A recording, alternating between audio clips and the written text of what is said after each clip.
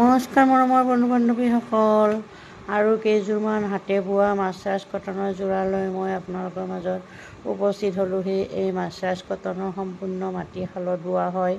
গৰমৰ দিনত পিন্ধিবলৈ বহুত আৰামদায়ক যোৰা হয়। ইয়াৰ লগত কোনো ব্লাউজ পিচ নাথাকে, ছাইড পাৰি নাথাকে, সম্পূৰ্ণ বাচা ফুল বনোৱা হয়। বহুত কোমল হয় কাপোৰখিনি আৰু ডিছকালাৰ নহয়। কাপোৰখিনি ছিংগুল চাদৰো পাব, ছিংগুল মেখেলাও পাব।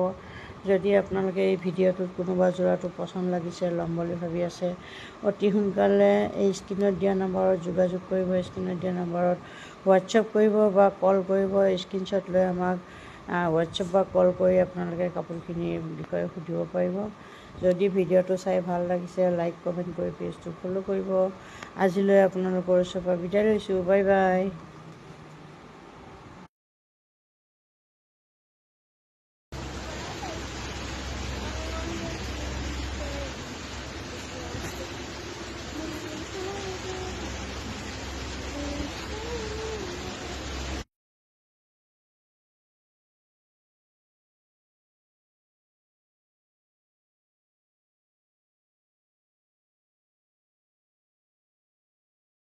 ধুনীয়া কালাৰ।